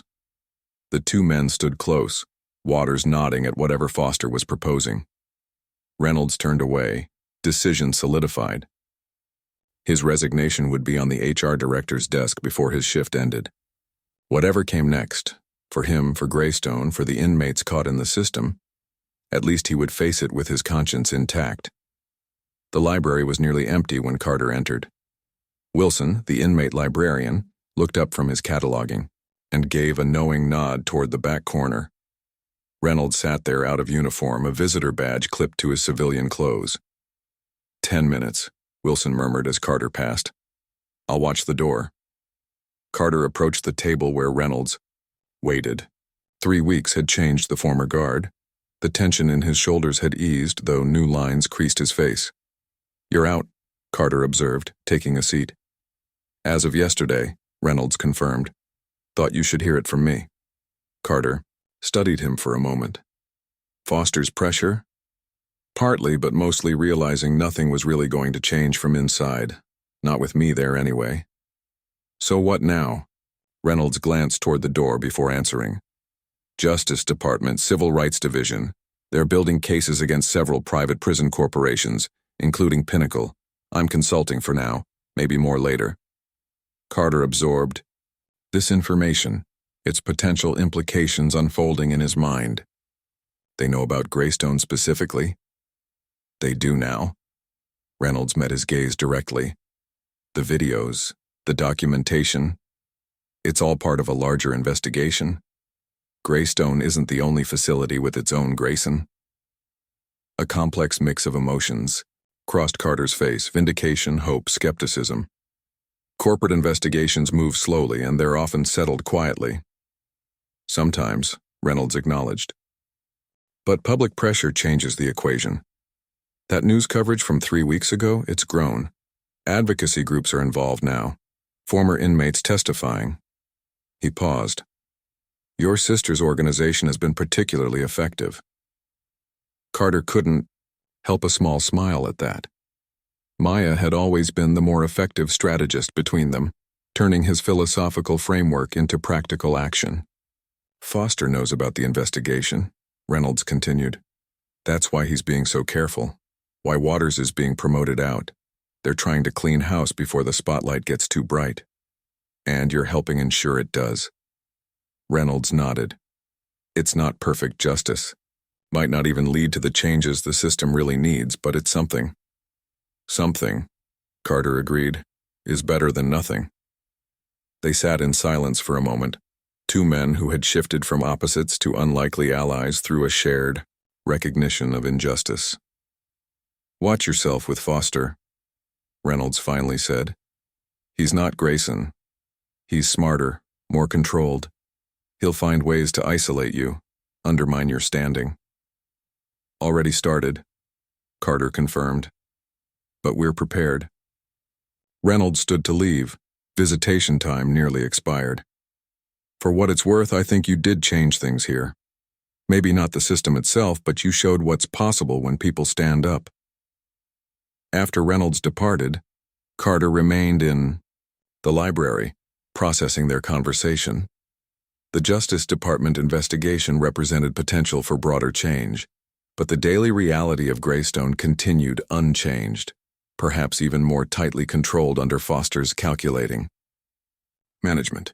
That evening in the common area, as inmates watched their allotted television time, Carter noticed Foster observing from the officer station, making notes on a clipboard.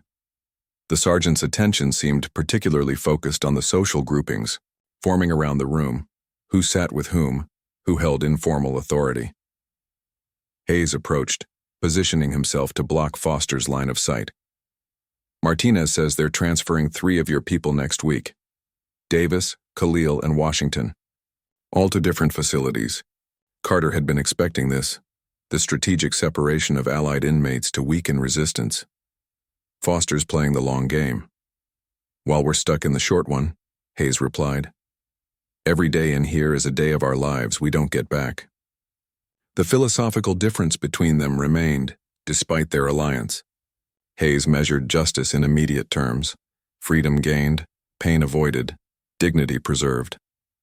Carter saw the longer arc, the systemic changes that might benefit those who came after them. Reynolds is working with the Justice Department now, Carter informed him quietly. Federal investigation into Pinnacle, Greystone included. Hayes considered this. How long until that changes anything in here? Months, maybe years. So we're back where we started, waiting for justice from outside that may never come. Carter didn't disagree. The victory over Grayson had been real but limited, one corrupt. Guard removed while the structures that empowered him remained intact. Not exactly where we started, Carter corrected. We know more now. About how the system works, where its vulnerabilities are. And we have connections outside we didn't have before. From across the room, Martinez caught Carter's eye, giving a subtle hand signal they'd developed, warning of approaching authority. Foster appeared beside them moments later. Interesting conversation, gentlemen? Just discussing the basketball game, Hayes replied smoothly. Foster smiled thinly. Of course. He turned to Carter. I've been reviewing your case file. Impressive. Background before your conviction. Community organizer, activist. Skills that translate well to places like this. Carter remained silent, recognizing the implied threat beneath the observation. I believe in rehabilitation, Foster continued. In giving men opportunities to demonstrate positive change. Your recent work assignment in the library is ending. I'm recommending you for administrative janitorial duty. The reassignment wasn't random. Administrative areas meant greater restrictions, more surveillance and separation from other inmates during work hours. I appreciate the opportunity, Carter replied neutrally. Foster nodded, satisfied with the formal compliance. Adaptation is survival, Carter. The smart ones recognize when the landscape has changed. With that parting observation, he moved on to another group of inmates. Isolating you, Hayes murmured once Foster was out of earshot. Same playbook, different tactics. Carter nodded. But different results this time. Later that night, as lock-in approached, Carter stood at his cell door, observing the flow of movement through C block. The patterns remained familiar. Guards conducting counts, inmates settling into night. Routines, but subtle shifts marked the new reality. Where Grayson had ruled through fear and force, Foster maintained control through calculation and systems. The abuse was less visible, more difficult to document, but no less real in its impact. Deshawn approached Carter's cell, speaking quietly, as he passed. Meeting tomorrow.